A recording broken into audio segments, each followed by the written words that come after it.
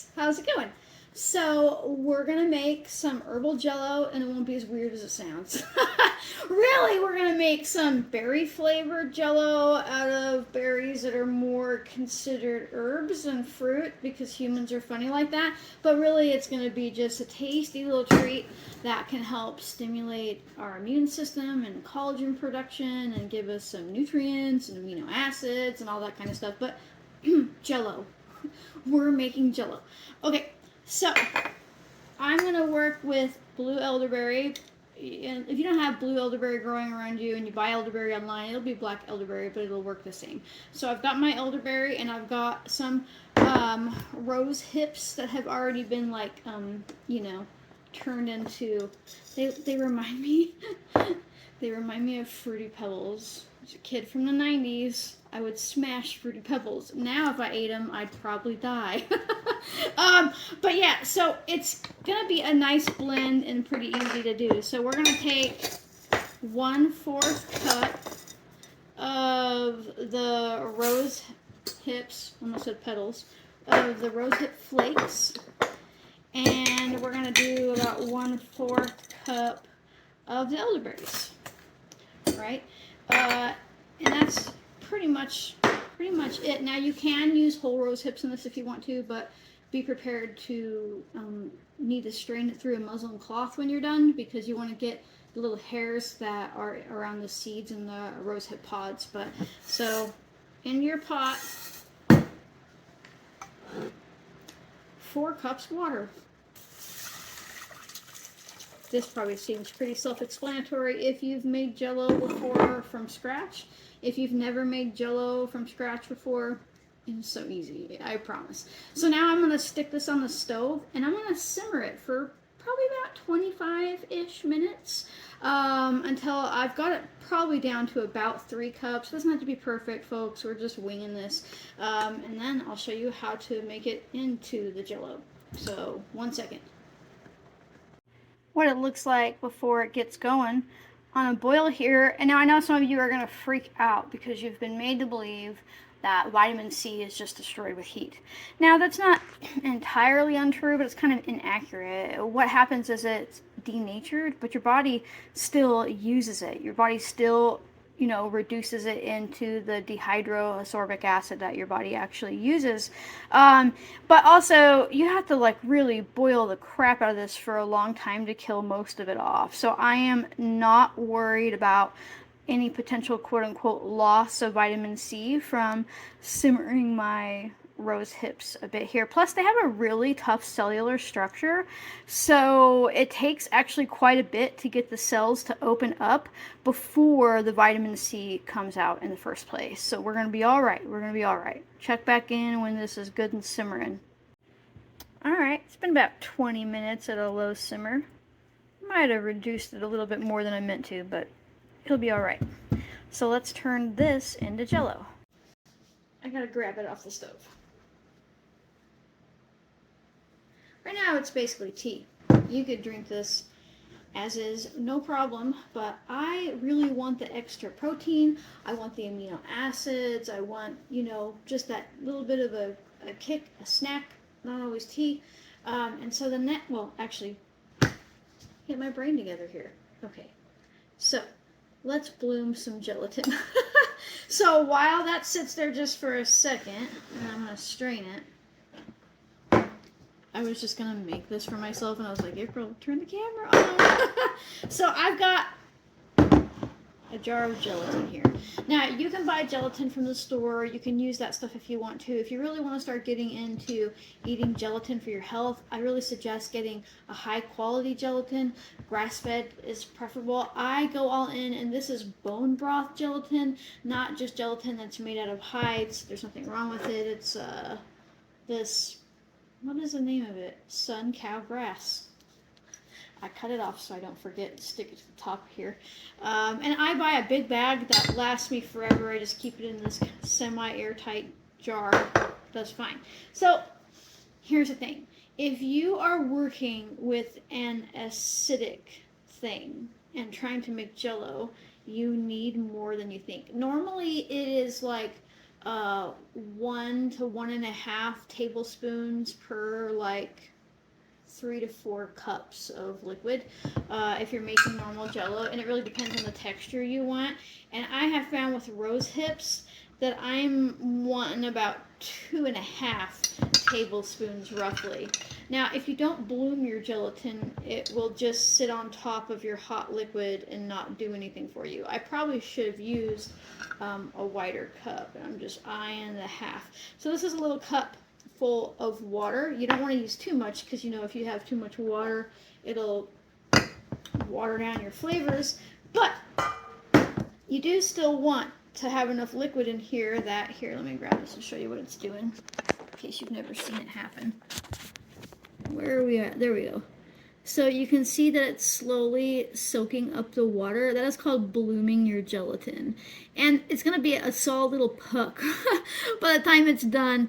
And if you don't do that, when you put your gelatin into the hot liquid, it'll just turn into like a booger clump. There's no other way to, you know, describe it. And so while that blooms the rest of the way, and I might have to hit it with a little bit more water, I am going to strain this. Now, again, if you are using whole rose hips, you need to use like a cloth to strain with, because you'll have those little hairs that you don't want to be like eating because they'll upset your stomach. Bless you. Cat sneeze. And you just want to make sure, oh, look at that. I absolutely, how much I got left there? 2 cups. Gonna be a potent one, April. I over simmered it. That's okay. It's okay. But yeah, you want to make sure that you use a really good like piece of muslin cloth or something if you're using those whole rose hips, because the hairs come out of them and they'll irritate your gut. But I had these like cut and sifted rose hips already that have already been taken apart from their seeds. So now I'm going to have some jigglers at this point, because with only 2 cups of liquid, they're going to be pretty they're going to be pretty jiggly, but that's okay. I find that they last longer in the fridge that way. If you make them pretty firm, like jigglers versus Jell-O, they just last longer. They don't water out as fast. But yeah, the acid in the rose hips is a lot like pineapple. Pineapple has an enzyme that won't let Jell-O set up, but it's also because it's super acidic. And that acid kind of makes the water Jell-O out, so you tend to put extra gelatin in there. Let me rinse this off.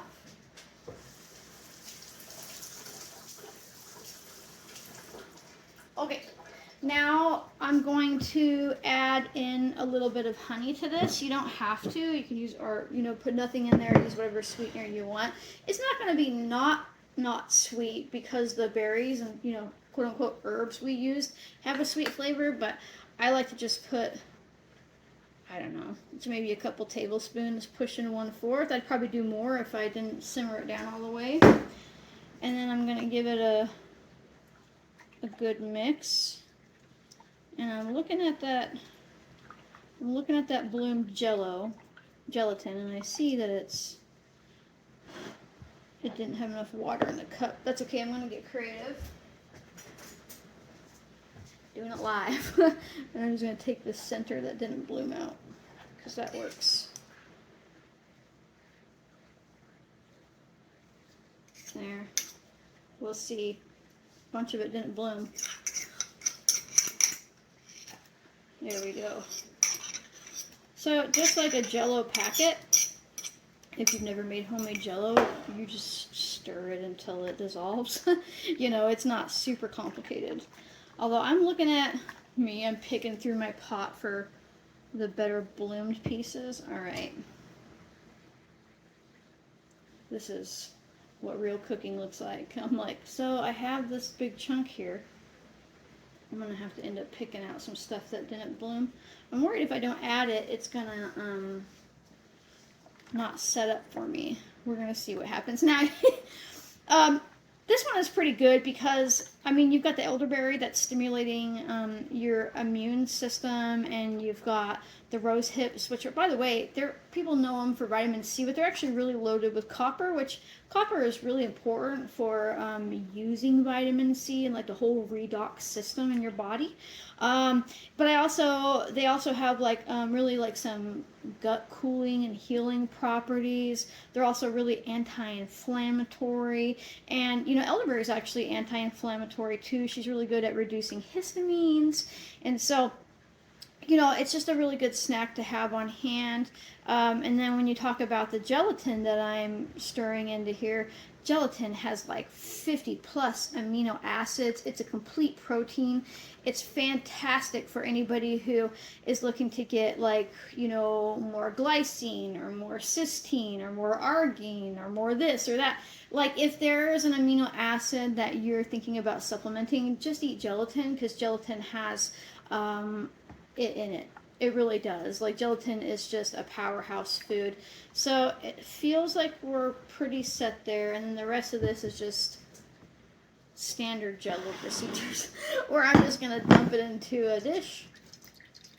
I know people usually put it in the fridge right away, but I was always taught growing up to let the steam be done coming off and then put like your saran wrap or whatever top and then in your fridge. That way it doesn't drip liquid down onto the top of it, right? And that's it. You're smart enough to do that. I even messed it up. You're smart enough to do it without messing it up. And yeah, but it is still pretty foolproof, even though I simmered it down too long, even though I didn't have enough water when I bloomed the gelatin, it will still end up being a really nutritious, like immune supportive Jell-O. And you can get creative. You don't have to use just elderberries or rose hips. You could do them individually. You can really use any sweet, well, you could do savory if you want to, but you could do any sweet food type herb. I don't mind making like a lightly, sometime I've done like just a super light water infusion of lavender. You don't want to go very hard with the lavender buds because it will taste like your grandmother's bathroom.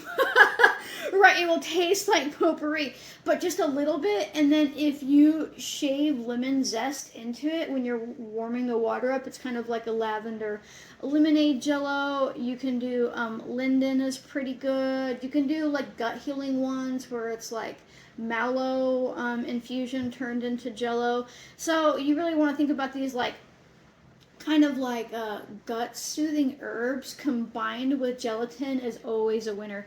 You could do, this one's really good, fireweed blooms when they start coming on this summer, coming up, and you could, or if you have fireweed, and then make a Jell-O out of that, it would be really, really, really healing to mucous membranes. But play around. When you bring herbs into the kitchen and make them food related, two things happen. You're usually working with safe, simple herbs, so you don't have to worry about hurting yourself or others. I mean, it's not that you can't, but it's less likely because it's food-based. It's doing something via like supporting bodily systems versus forcing them, right? And that's like the difference between something like goldenrod, which is definitely food-based, and golden seal, which is more in the pharmaceutical realms of like hurting your liver type situation. When you bring it into the kitchen, you're more likely to incorporate it into your everyday life, right? You're more likely to incorporate it into your everyday life because, I don't know about you, but I eat every day. And so when you work in herbs into your food rotation, whether it's Jell-O or nourishing herbal infusion or some sort of, medicinal broth you made for soups or bread with nettle in it, anything like that, you really start kind of just getting them into your life without even thinking about it, right? And those little those micro changes, those micro exposures to like healing herbs that are nutritive based really can make an impact over time, right? And it's just a neat thing to do. So now I'm going to pop this in the fridge and then I'll show you it when it's ready. I'm just going to eat Jell-O on the camera. I'm going to eat Jell-O in front of you, so I'll be right back. Okay, so I ate lunch, cleaned the kitchen, tinkered around the house, zoned out in Little House on the Prairie because it was randomly on the TV, and now It's Jell-O with a dent in it because my husband sat a bag of mushrooms on top of it. It's fine. But it has turned into Jell-O. It appears to be, let's see, Jell-O. I don't know if it'll stay on the spoon.